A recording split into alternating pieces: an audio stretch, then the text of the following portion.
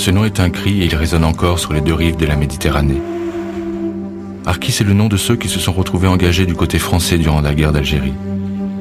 Au croisement exact des ambiguïtés de la colonisation française et de l'indépendance algérienne, leur histoire est tombée dans un trou. Ils sont les enfants orphelins d'une union forcée de 130 ans qui s'est achevée dans le sang. 70 000 Harkis au moins furent assassinés en Algérie après l'indépendance de 1962 et 50 000 furent rapatriés en France avec leurs familles dans des conditions particulièrement difficiles.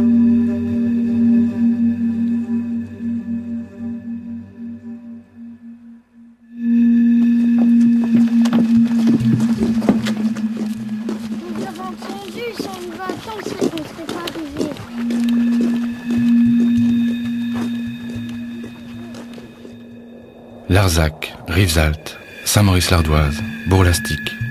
Camps de transit montés à la hâte dans l'urgence d'un rapatriement improvisé. Ces noms sont des repères pour tous les Harkis, ils y sont tous passés. Première étape d'un voyage sans retour au pays de la vraie France, la France mère. Celle pour qui l'Algérie nouvelle les reniait et les condamnait à mort.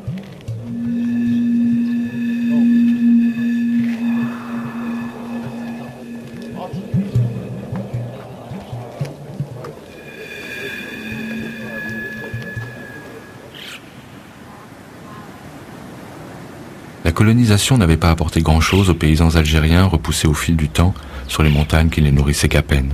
Ce sont eux, ces paysans sans terre, qui devinrent pour l'armée française et pour le Front de Libération Nationale, le FLN, le premier enjeu stratégique de la guerre civile déclenchée en 1954. L'armée française, reprenant le schéma de ces guerres coloniales d'antan, créa des commandos d'auxiliaires musulmans, les Harkas. Harka qui en arabe signifie mouvement. Les Harkis qui les composaient étaient en grande majorité illettrés, sans aucune conscience politique. Leur père avait peut-être fait la guerre de 40, leur grand-père celle de 14. De Dunkerque à Tamanrasset, l'Algérie plus que jamais c'était la France. Elle avait besoin d'eux et ne les abandonnerait jamais.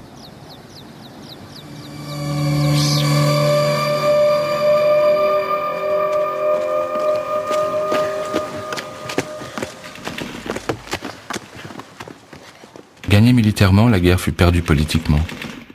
Et le 18 mars 62 furent signés les accords d'Évian qui reconnaissaient l'indépendance de l'Algérie et permettaient le cessez-le-feu. Aucune représaille ne devait s'exercer sur les Harkis devenus, comme tous les Français d'origine musulmane, des citoyens algériens. La France pliait bagages. Elle se repliait en bon ordre peu à peu des territoires, désarmant ces Harkis qui croyaient pour la plupart à la promesse de réconciliation nationale. Avec les premières représailles, la confiance céda le pas à la panique. Les Harkis devaient fuir le piège qui se refermait sur eux. Le gouvernement français, soucieux de gagner la paix et déjà débordé par le retour massif des pieds noirs, cherchait à limiter au maximum ces Harkis dont il ne voulait pas. Malgré les ordres stricts des autorités, de nombreux militaires organisèrent la fuite de leurs Harkis, tandis que des milliers d'autres, abandonnant tout, essayaient pendant qu'il était encore temps de rejoindre les casernes françaises.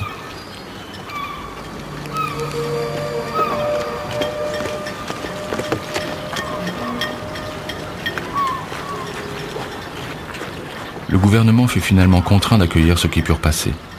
Hommes, femmes et enfants, ils débarquaient par petits groupes, jour après jour, venus souvent du plus profond de l'Algérie dans un pays dont ils ignoraient tout. Les autorités françaises ne savaient pas quoi faire de ce bout d'Algérie qu'elle avait ramené et qui maintenant vraiment ne dépendait que d'elle.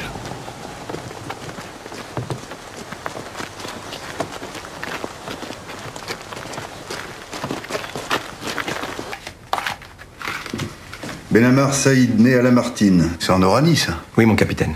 Harki au 10e Rama. 3 fois médaillé, 2 fois cité. Rapatrié d'Algérie le 30 juin 1962. 6 camps depuis l'arrivée en France, le dernier dans le Morvan. Marié à Aïcha Benamar. Épouse propre, enceinte.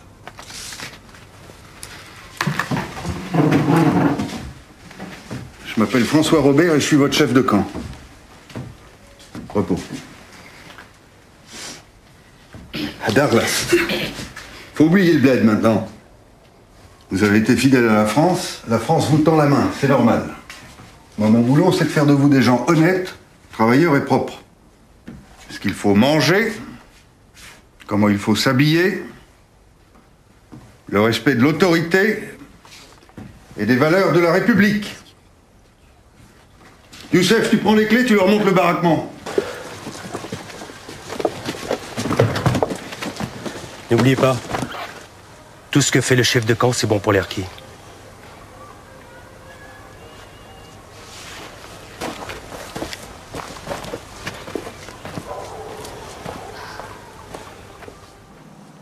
Non, coupez, on y retourne, allez. En mars 2006, Alain Tasma tourne Harki, l'histoire d'une famille qui, comme des milliers d'autres après le rapatriement, se retrouve regroupée dans un hameau forestier. Le tournage s'est installé dans le Var, à Colobrières, où subsiste encore un de ces hameaux, toujours habité par de vieux harkis. 40 ans après leur arrivée en France, c'est la première fois qu'un téléfilm aborde le sujet. Avec Dalila Kerchouch, co-auteur du scénario et elle-même fille de harki, nous avons voulu prolonger le film. La façon dont furent accueillis une grande partie des harkis rapatriés en France est méconnue. Alors nous sommes partis à la rencontre de leurs souvenirs, pour tenter de reconstituer par morceaux une souffrance collective qui cherche encore sa reconnaissance, une place dans notre mémoire nationale. Quand vous voyez ça, qu'est-ce que ça vous fait? Ça nous fait un petit peu choquer. Nostalgique. Oui. Nostalgique? Non, pas nostalgique, mais je veux dire nostalgique dans le... On se rappelle, quoi. Pas dans le bon sens. C'est vraiment ce qu'on a vécu ici. Hein. Voilà. Vous avez vécu ici? Ah oui, donc on est arrivé en septembre 70 dans ce camp. Jusqu'à quand vous êtes resté? Jusqu'en 98. Moi, je suis venu, j'étais au plateau de Larzac. Et puis après? Du plateau de Larzac, on est allé à Révisalt, à la Bastide de Révisalt, dans les tentes. À Larzac, pareil, les tentes aussi. En 1962, pour les harkis de Colobrières, la première étape fut Caplude, un hameau perdu au milieu de la forêt à 12 km du village. Embauchés par l'administration des eaux et forêts, les hommes travaillaient au chantier de forestage et luttaient contre les incendies. Les femmes restaient enfermées chez elles, les enfants allaient à l'école en camion. Caplude, un hameau comme un non-lieu, le lieu des harkis. Rien ne rappelle ce temps passé, aucun vestige, juste un panneau.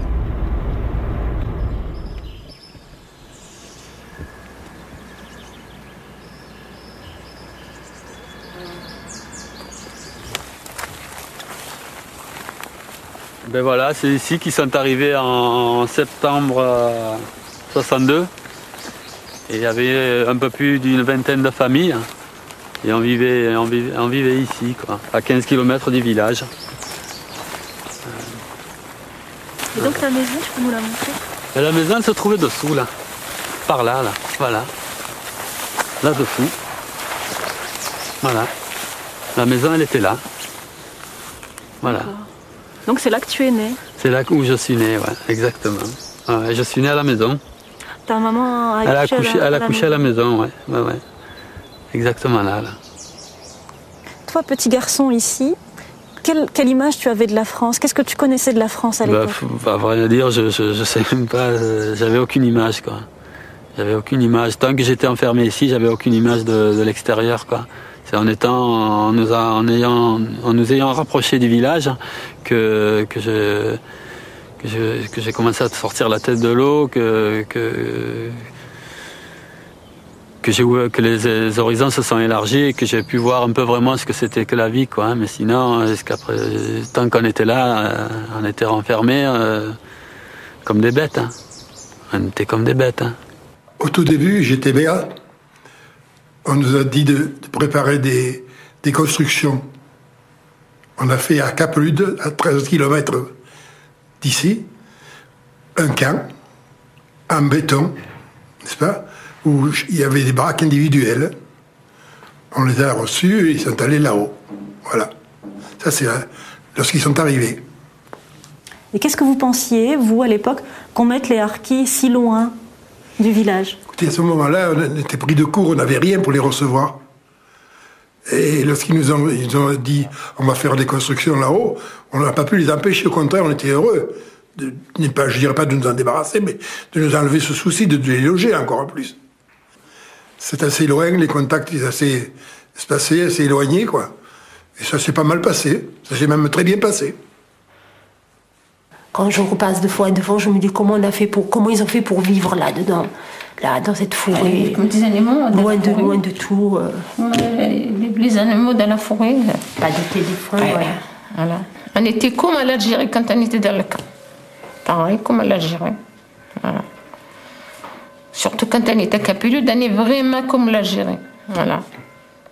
Des fois, les bassines, on réchauffe l'eau sur la cuisinière, on lave le linge. Sur dehors dans la bassine, pareil. Tu te douches à tes enfants dans la bassine. Pareil. On est comme vraiment comme l'Algérie. Ils sont restés 8 ans à Caplude avant d'être rapprochés à 2 km du village, dans un nouveau hameau aux maisons préfabriquées cette fois. 8 années de purgatoire, de perpétuel provisoire, enfermés sur eux-mêmes à reconstruire leur monde disparu.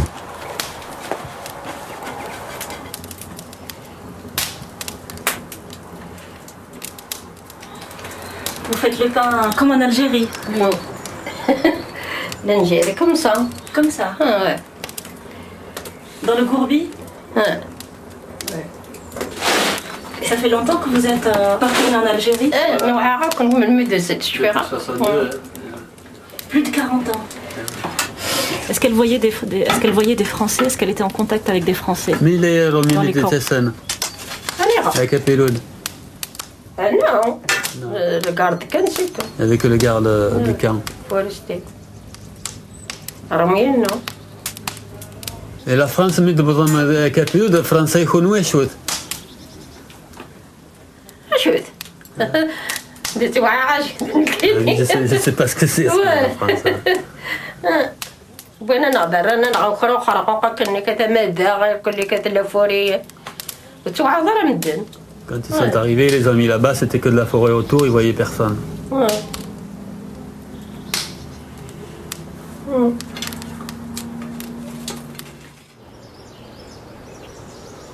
75 hameaux furent créés par l'administration. Principalement répartis dans les forêts du sud de la France, ils accueillaient chacun quelques dizaines de familles jugées trop nombreuses pour pouvoir s'insérer dans les villes.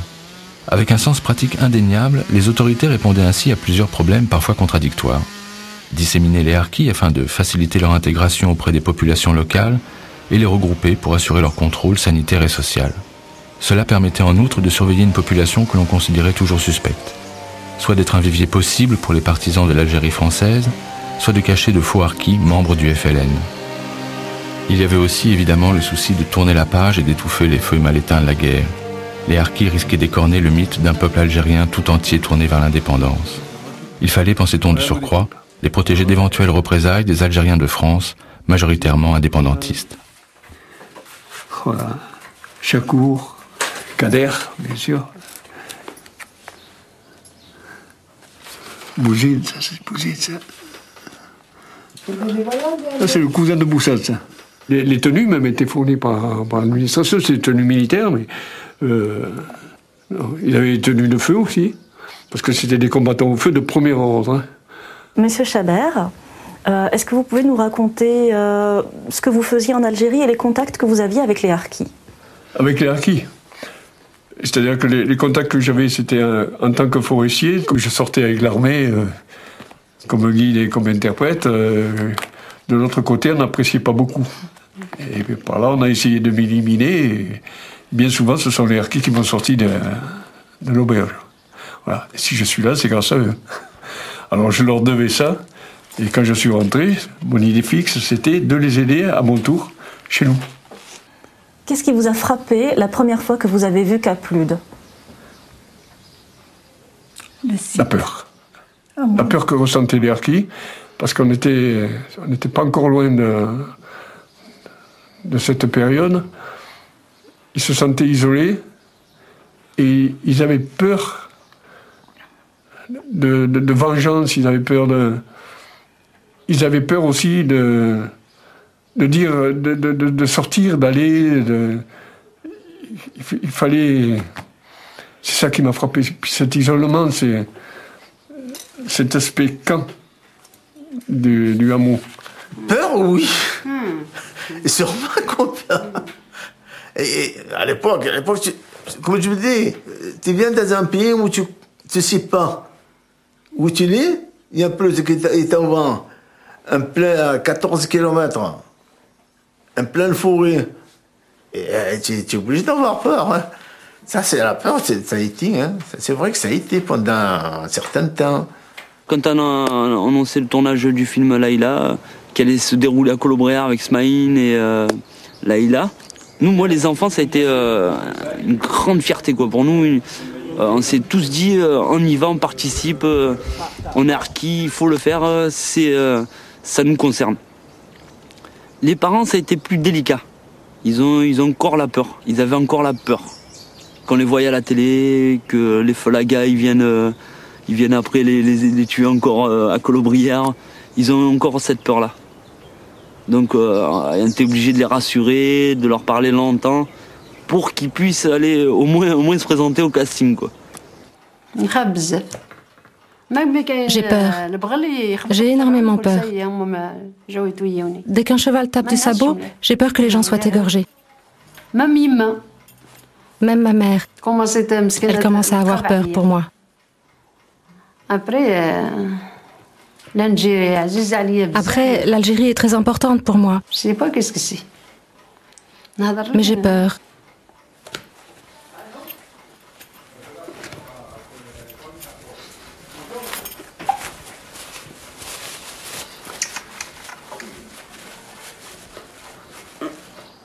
Je crois que même nous, la deuxième génération, on l'a gardé un peu aussi, la peur.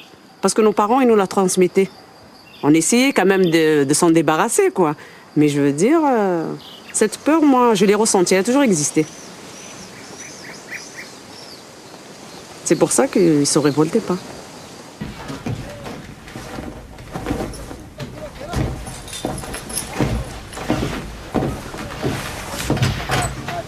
Papa, attends-moi!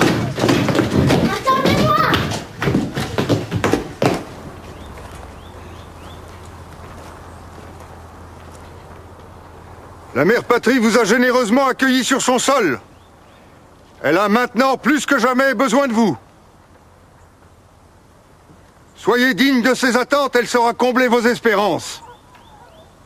Harkis, l'honneur de la France existe. Vous le portez, vous l'incarnez. Pour les Harkis, le temps semblait s'être arrêté. Les hameaux étaient dirigés par d'anciens militaires à peine démobilisés et recrutés par l'administration pour leur connaissance de la mentalité musulmane. Ils reproduisaient naturellement avec les Harkis pourtant devenus civils et pleinement français les habitudes prises en Algérie.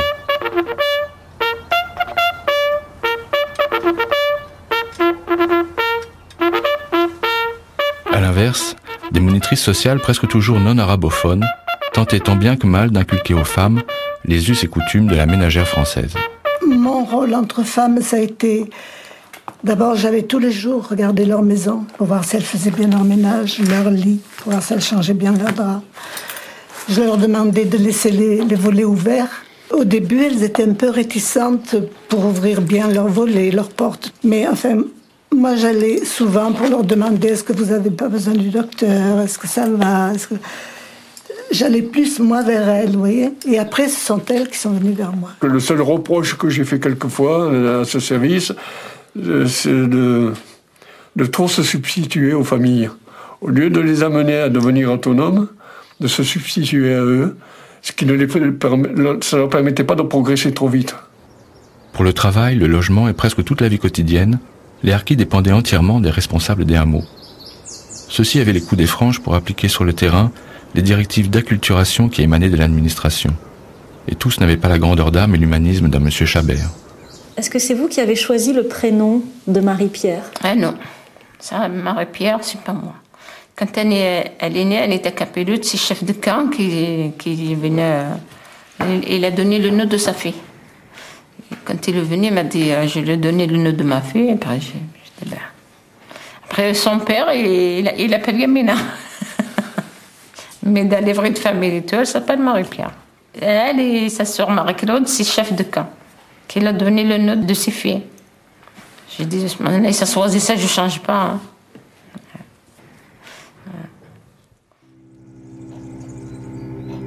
Les Harkis des hameaux vécurent ainsi quasiment sous tutelle jusqu'en 1975. L'inertie de l'administration et le désintérêt des gouvernements avaient pérennisé de fait un système pensé initialement comme transitoire. Mais les années passant, cette relégation avait produit l'effet inverse de celui espéré.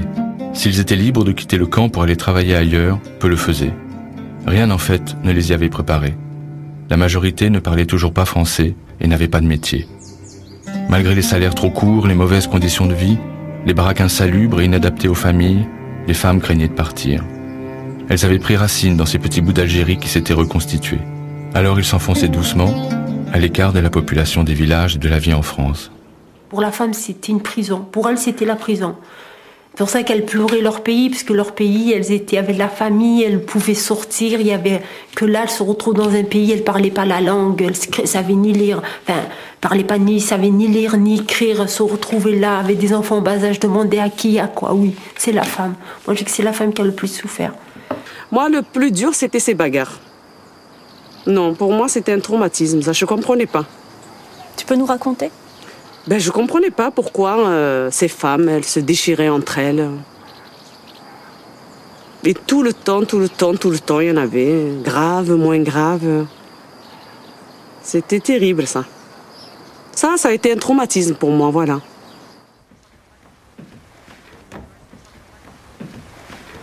Qu'est-ce que c'est que ça ? Qu'est-ce que c'est que ça ? Je t'interdis de lire ces cochonneries ! Yéma, c'est des magazines pour filles. Des magazines pour filles, tiens ! Voilà, des magazines pour filles. Pourquoi tu fais ça, là ? Et maintenant, tu fermes ta bouche ! Tu vas faire tes devoirs pour l'école. Je veux pas t'entendre respirer. Regarde les autres filles, hein ? Elles écoutent leur mère, elles font le ménage, et toi, tu lis des saletés ? Viens m'aider à préparer le repas. Tout de suite ! C'est la mère qui était affrontée à tous les problèmes. Que l'homme, il travaillait, il ramenait l'argent, il faisait les courses, mais de tout ce qui concernait la maison, il s'en occupait pas, quoi. Voilà. C'est vrai qu'aujourd'hui, si la plupart des familles qui ont pu sortir, c'est souvent la mère qui a poussé les enfants et que les enfants ont poussé les parents à partir, à s'éloigner, à vivre leur vie, la vie qui ont aujourd'hui, mais qui devaient l'avoir en 62. À Colobrières, il aura fallu 20 ans pour que les premiers harkis quittent le hameau et aillent enfin rejoindre le village. 20 ans pour ne plus imaginer d'ailleurs possible. 20 ans pour reprendre racine grâce aux enfants nés ici et qui, malgré les difficultés, auront été pour les parents les seuls véritables passeurs de la France.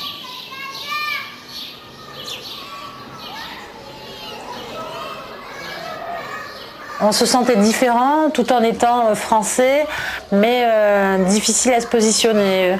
Un peu le sentiment d'être un peu inférieur, de pas être chez soi quelque part, d'être toujours poli, d'être discret, de ne pas se faire repérer. On était toujours un peu plus ou moins dans cette démarche-là de servitude. Oui, de suite, je vais faire ci. On était là pour servir la France.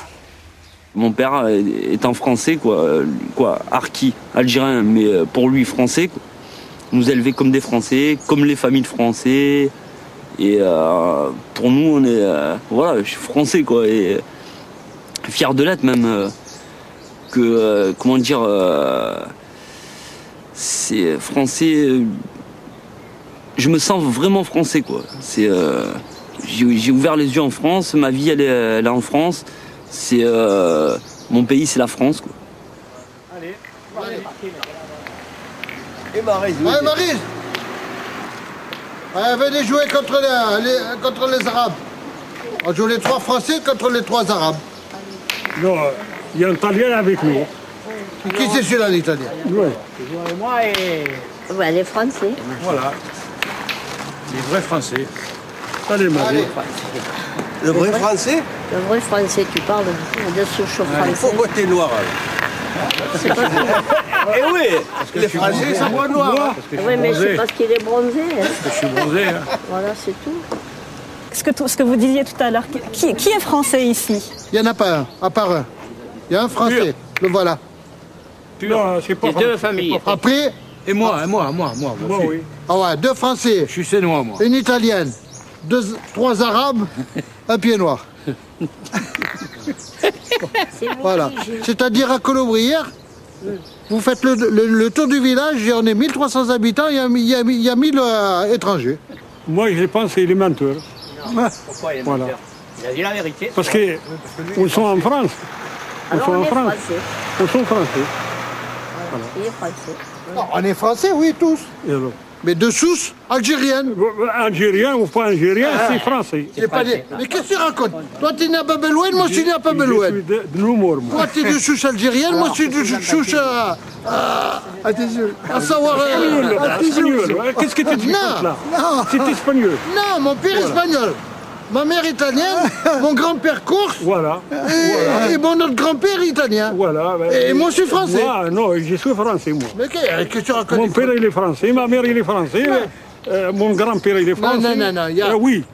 Pourquoi vous dites que vous êtes français, monsieur Taouli? Voilà. Parce que celui-là, il m'emmerde trop. C'était un pays noir, il vient piller au nez à l'Algérie. Il a pris comme ça de la terre, le lendemain, il a pris comme ça. Tous les jours, il avance 1 kilomètre. Tous les jours. Il était facteur en Algérie, mon père. Où tu as vu les hectares? Les hectares de... Non, vous envoyez le bouchon, là? C'est comme ça. Attends, on n'a pas fini encore. Il pose des questions. Oui.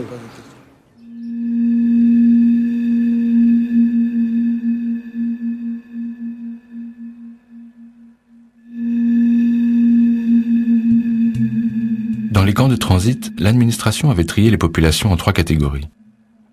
Les familles nombreuses destinées au hameau, les familles moins nombreuses et les jeunes célibataires pour les foyers Sonacotra des villes industrielles, et enfin les incasables.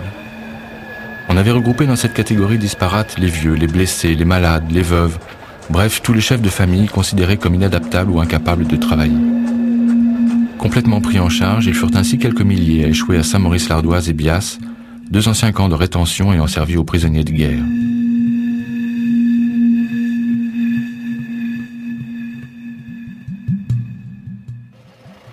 Nous sommes allés à Bias. Comme il se doit, le site du camp se trouve à 3 km du village, en pleine campagne. Du camp et de ses baraquements, il ne reste rien, que le vide. La stèle commémorant l'engagement des harkis donne à la vaste pelouse l'allure d'un cimetière sans tombe, où rôderaient encore les fantômes de ce temps.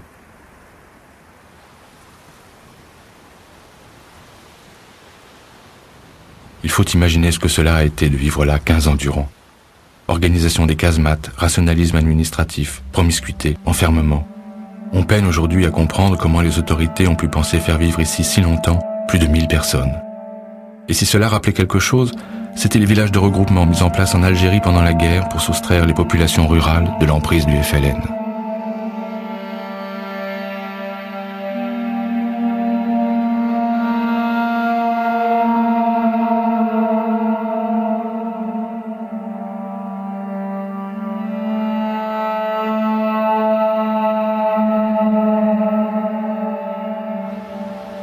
Moi, ce que je ressens en marchant là, le fait rien que de fouler cette pelouse là, je l'ai quand même foulée à partir de l'âge d'1 an.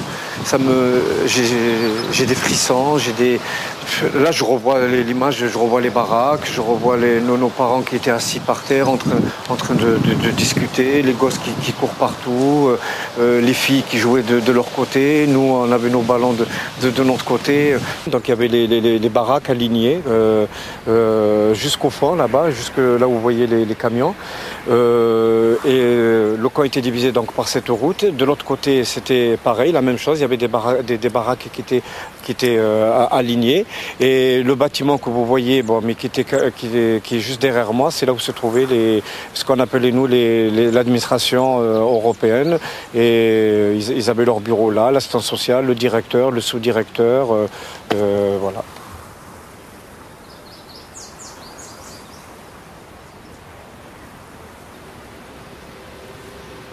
Là, je peux vous dire qu'il y a des images qui défilent dans la tête, vraiment atroces, quoi. Atroces.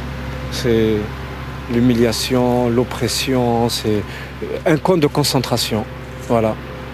Le remerciement de la France vis-à-vis de nos parents pour avoir combattu pour elle, pour avoir donné leur vie pour elle. C'est le grillage, là. Je vous dis franchement, j'enlève un petit peu, là. Moi, là, rien que le toucher, là, j'ai mal. Ça me ramène des années en arrière. J'ai mal. Pourquoi on m'a mis ce grillage-là? Ce grillage, moi, c'est tout. L'échec de la scolarité, l'échec pour évoluer comme n'importe quel petit Français, ça m'énerve. Moi, quand je vois ça, ça m'énerve. Ça me met hors de moi. Maintenant, vous voyez, il y a plein de choses dessus et tout. Voilà, moi, ça me met les nerfs. Et moi, je suis révolté. Quand je vois ça, je suis révolté. Regardez, même 40 ans après, vous n'arrivez pas à le bouger. C'est incroyable.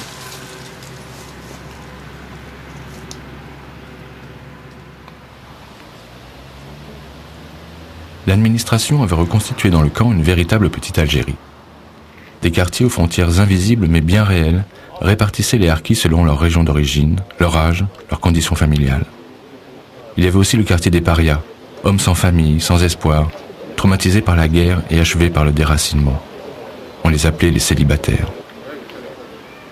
J'avais interdiction d'aller dans le pavillon des célibataires parce que ça pouvait être dangereux, parce que les gens pouvaient être dangereux, parce qu'ils étaient malades mentaux et vraiment souvent très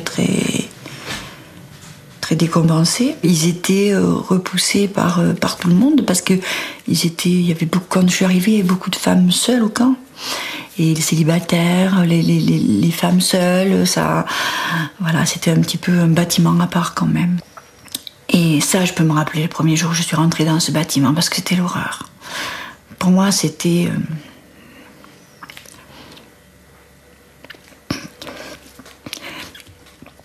carcéral. Il y avait des gens qui vivaient dans des chambres qui faisaient même pas 9 mètres carrés, où ils avaient toute leur vie dedans.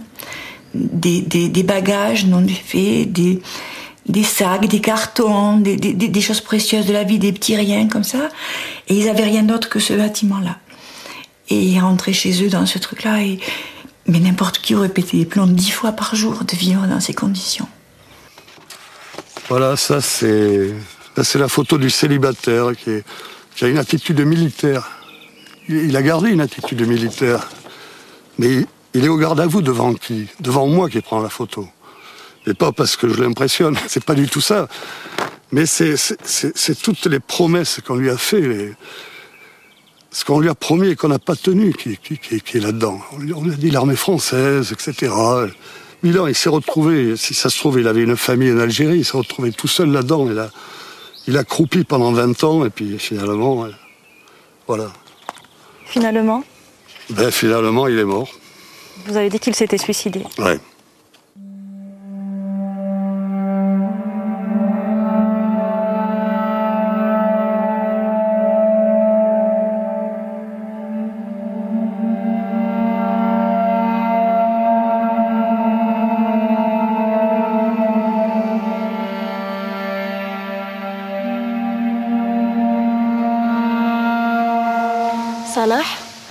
Salah, racontez-moi ce qui vous est arrivé à Bias, ici. Je n'ai rien à vous dire. On a vécu la misère. C'était la misère. Ils nous ont mis dans des camps et on a été délaissés, abandonnés. Pourquoi vous ont-ils mis dans des camps? Ils voulaient, c'est eux qui voulaient. Vous êtes fatigué aujourd'hui? Oui, je suis fatiguée. J'ai fait la piqûre. Comment? J'ai fait ma piqûre. Une piqûre. Ah, la piqûre. Toutes les semaines, la piqûre? 3 semaines. Toutes les 3 semaines.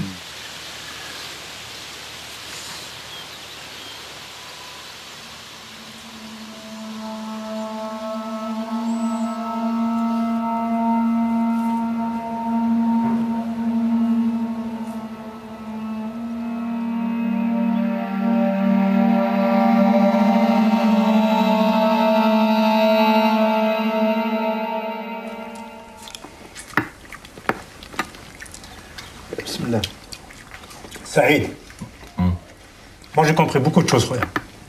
C'est pas un village ici. C'est comme la prison. Quel crime on a commis? Même les immigrés, ils sont mieux traités que toi. C'est vrai. Et les pieds noirs, ils ont touché des aides pour s'installer en France. Ils sont libres, ils peuvent aller où ils veulent. Je te comprends pas, Ahmed. T'es jamais content. On est vivant, Ahmed. Vivant. Et nos enfants sont avec nous. C'est en train de manger 6 euros moins parce que avec ces grandes dents pourquoi tu...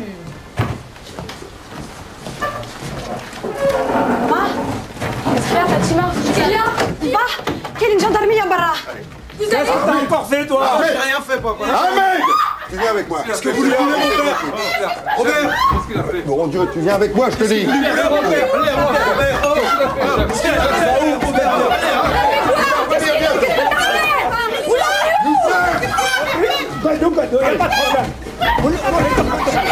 Embarquez-le-moi. Allez, Inch'Allah, Rabbi يبارككم. Allez. Lila, dégage! Dégage! Lila!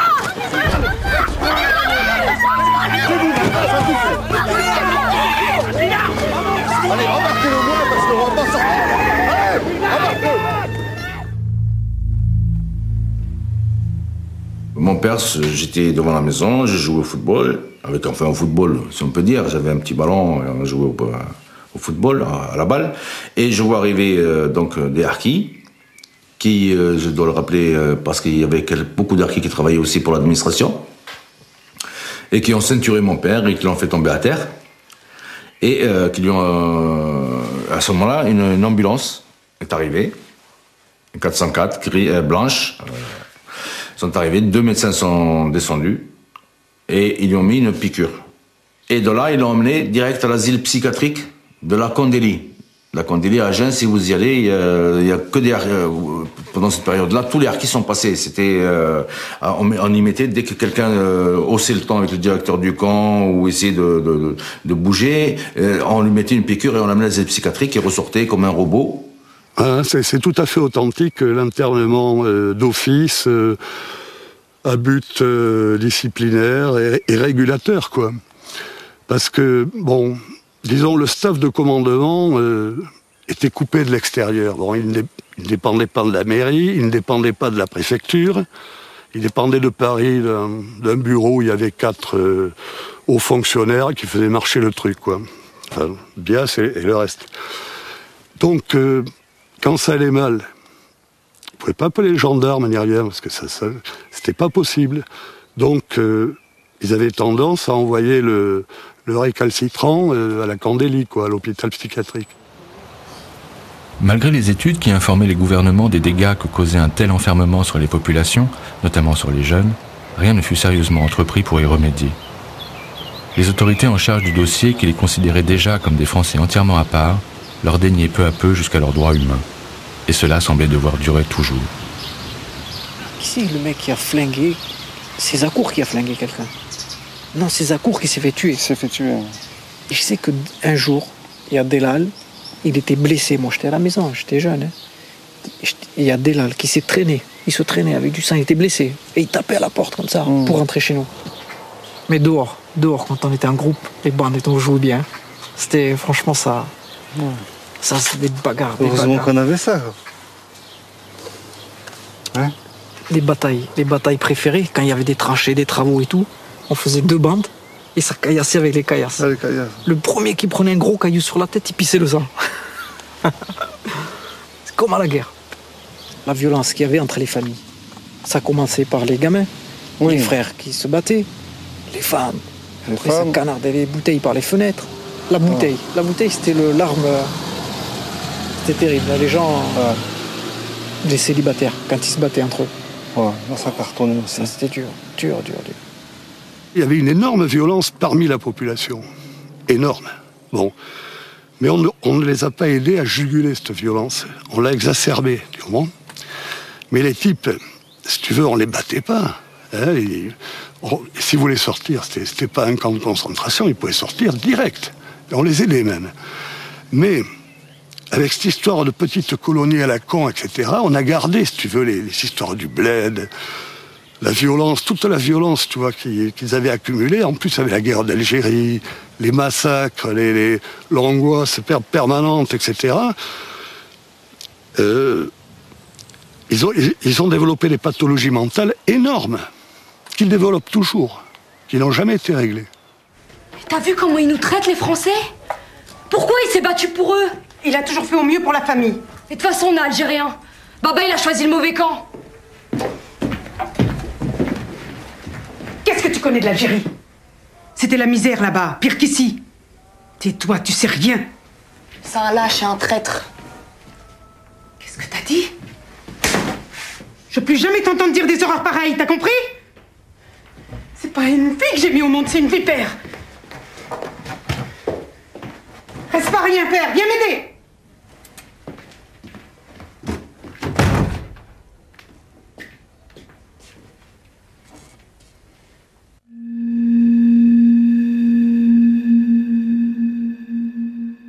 Une génération nouvelle grandissait dans l'ombre des baraques, et la vie était là. Ils savaient qu'il y avait un autre monde ailleurs qui s'appelait Algérie, un monde qui faisait pleurer les mamans et dont les pères ne parlaient jamais. Mais ils ignoraient tout de celui qui était à côté d'eux. À Bias, même l'école était dans le camp. Ce monde artificiel tournait clos sur lui-même, comme en dehors du temps. Et la vie continuait, comme ça. Il ne fallait pas se leurrer, c'était l'échec scolaire garanti. Un exemple tout simple, on arrivait au CM2. Au CM2, normalement, on passe en 6e. Au CM2, c'est le directeur du camp qui décidait si on passait ou on ne passait pas. Même si vous avez 15, 16, 17 de moyenne, mon cas, on ne passait pas. C'était vraiment l'école à l'ancienne. C'était une école très, très, très stricte. Et où les profs étaient violents, à la limite de la violence. Et toutes ces baffes qu'on prenait à l'école, toutes ces baffes, mais toutes ces baffes qu'elle nous mettait l'institutrice, moi, elle a réussi à me faire reculer intellectuellement. Moi, je le dis, j'ai été brisé, quoi, quelque part. J'avais peur. Je me disais, pourquoi je vais à l'école? C'est pas bien, cette école. Qu'est-ce que je fous là? On maintenait les gosses 2 ans, 3 ans supplémentaires au CM2, donc 3 années de retard. C'est pas possible de pouvoir réussir par la suite. On choisissait le métier. Comme moi, par exemple, on m'a dit, tu seras tourneur, ajusteur. Je savais même pas ce que c'était. Je savais même pas que ça se passait dans une usine. C'est pas du tout ce que j'avais choisi. C'est le cas des centaines de camarades à moi, qui étaient de très bons élèves. Et on nous éloignait, alors pour que ça soit bien appliqué, pour qu'il n'y ait aucune crainte de la part de l'administration, on nous éloignait. On avait compris une chose, jeunes, qu'on pouvait... ils avaient le pouvoir de nous enlever. Ça, c'était la plus grande peur, c'était d'être pris par cette estafette. Et lorsqu'il y avait une alerte comme ça, que l'estafette venait, une panique terrible s'emparait de nous. Maman commençait à s'affoler et on sentait, c'était vraiment le signal. Et là, c'était devenu un réflexe. On rentrait à la maison, mais le plus vite possible pour se cacher sous les lits. Et on attendait que l'orage passe. Mon enlèvement à moi, je vous explique, ça s'est passé, j'en ai encore le souvenir, c'est des choses qui vous marquent à vie. C'était, ma mère était strictement contre et il y avait une estafette qui nous attendait, on était 18, on nous a mis dedans, c'est-à-dire on n'a même pas embrassé nos parents ni rien et on s'est retrouvés à 800 km du camp de Bias. Et la maman, tout ce qu'elle avait à faire, c'était pleurer, parce que si jamais elle voulait faire remonter ça plus haut, elle ne pouvait pas. Et la menace, de suite, c'était la piqûre. Et on se retrouvait à l'asile psychiatrique, la Candélie, à Agen, à 30 km d'ici. Qu'est-ce qui a fait, d'après toi, que tu t'en es sorti? Alors, l'explication est très simple. Je m'en suis sorti tout simplement parce qu'on a quitté le camp et que j'ai pu intégrer l'école de la République, d'un petit village rural, et j'ai pu me reconstruire, mais vraiment petit à petit. J'ai mis beaucoup de temps pour me reconstruire et pour me sentir à peu près bien. Moi, j'ai dit qu'on a été sacrifiés dans les écoles de la République parce qu'ils savaient qu'on n'allait pas y arriver. Pour nous dire un jour, ouais, mais on vous a mis comme tous les autres gosses, mais c'était pas vrai, on n'avait pas le niveau de ces enfants. Ça a été pour nous mener au LEP, pour que Mohamed y devienne un bon maçon. Mais les métiers intellectuels, c'était pas pour nous, ni le sport d'ailleurs. Il fallait qu'ils nous ferment intellectuellement, pour qu'on puisse pas un jour revendiquer. Mais à quoi ça a servi aujourd'hui? On est là. Et l'explosion arriva. Les enfants qui avaient vécu doublement la relégation de leurs parents, qui les voyaient méprisés au quotidien et oubliés de la nation, se rebellèrent en 1975. Prisonniers et façonnés par un système qui avait cassé leur père, ils voulaient un avenir. Ils voulaient la justice, sortir du trou dans lequel on les avait plongés. La révolte réveilla les autorités politiques qui entreprirent de régler le problème qu'elles avaient largement créé elles-mêmes. Les camps de regroupement et les hameaux commencèrent à être démantelés.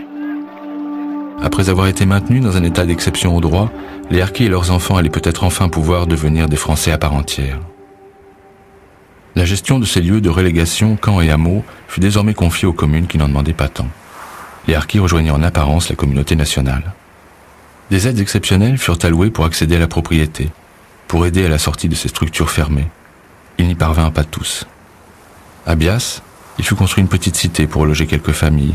Certains y sont encore, deuxième génération enfermée dans sa prison de verre. Pourquoi tu as choisi de vivre encore aujourd'hui à l'emplacement de l'ancien camp ? Ben, disons que moi personnellement, j'ai fait partie des personnes qui ont été fragilisées par tous ces problèmes, ce qui m'a empêché d'aller vivre à l'extérieur. Hein, j'y suis allé, j'ai vécu un peu à Toulouse, j'ai vécu quelques années et je me sentais pas à ma place.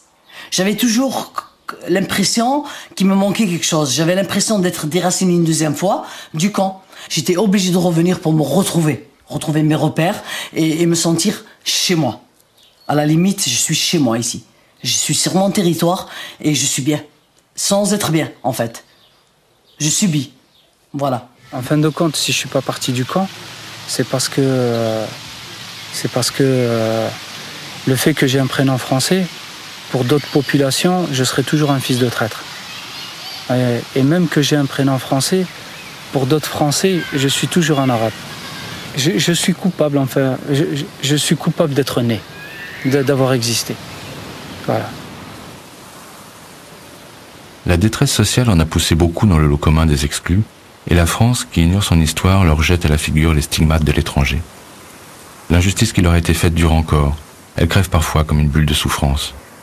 Comment supporter cette spirale infernale qui entraînera peut-être leurs enfants dans la répétition de l'échec, des frustrations, de l'incompréhension?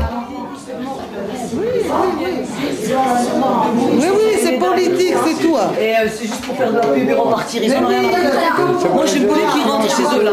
J'avais envie de leur dire rentrez chez vous, parce que ça, en 97, ils l'ont fait, pareil. C'était pour le droit. Tout le monde ici, tout le monde ici nous traite. Comme à l'école, on est traité d'arabes, on était comme on est des arabes, et bien on se fait toujours. Les Français, ils nous tapent. C'est injuste.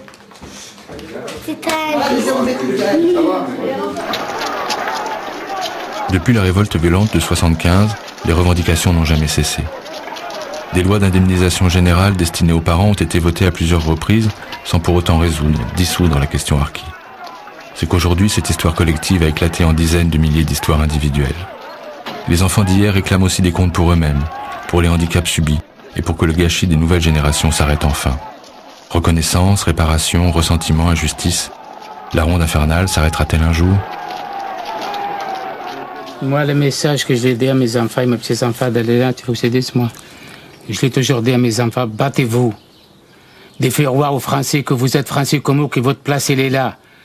Que tu es à côté de lui ou à côté d'elle, je vais le faire voir que ma place est là, à côté de toi, que tu veilles ou pas, je suis là, que j'existe, et tu devrais me respecter tel que je suis. Pour nous, les harkis, c'est les passés. Dans quelques années, ça sera les passés. Hein. On peut dire, oui, les harkis, il y a quelques années, c'était les harkis. Moi, le message que je donne souvent à mes enfants, mes petits-enfants, je dis toujours, battez-vous. Pas pour moi, mais pour les parents. Pardon, reconnaître qu'on les a laissés, reconnaître qu'on leur a promis des choses qu'ils n'ont pas tenu, leur dire pardon, oui, pardon, voilà. La France vous dit pardon parce que on a été lâche, c'est le mot dire, on a été lâche envers vous. Oui, pardon, quand vous avez eu des difficultés, on ne vous a pas aidé. Oui, pardon, parce qu'il n'y a pas eu de médecin, on n'a pas cherché à avoir vos souffrances. Bon, je crois que ça serait plus merveilleux que de leur donner, de les indemniser financièrement. Je ne pense pas qu'il y ait quoi que ce soit qui pourrait réparer l'injustice qui s'est commise. Le gouvernement de l'époque, comment il s'est comporté envers nous, comment il nous a délaissés, comment il nous a laissé partir à la dérive, les parents, les enfants. C'est terrible, c'est un malaise terrible. Il faudrait qu'elle soit écrite comme l'Allemagne avec la France, enfin toutes ces guerres que nous avons apprises, nous, à l'école. Voilà, il faut que la nôtre soit écrite. Peut-être qu'à force, les gens comprendraient. La République reconnaissante a accordé aux harkis un jour de commémoration nationale, le 25 septembre. Mais ce n'est peut-être que la moitié du chemin. Les harkis ne se retrouvent pas dans cette histoire fragmentaire. trop souvent instrumentalisée par d'autres. Ils voudraient une histoire qui n'oublierait rien, où ils pourraient enfin déposer le fardeau de leur douleur. Cette guerre, elle a fait souffrir beaucoup de... que ce soit la première génération, la deuxième. Et encore aujourd'hui. Et encore aujourd'hui, voilà. La souffrance, elle est ancrée en nous. Nous, on ne peut pas l'oublier. On dit qu'avec le temps... Moi, je dis que même avec le... C'est plus... On dit avec le temps, ça passe, mais moi, je trouve que ça nous rattrape plutôt encore. Vous voyez ?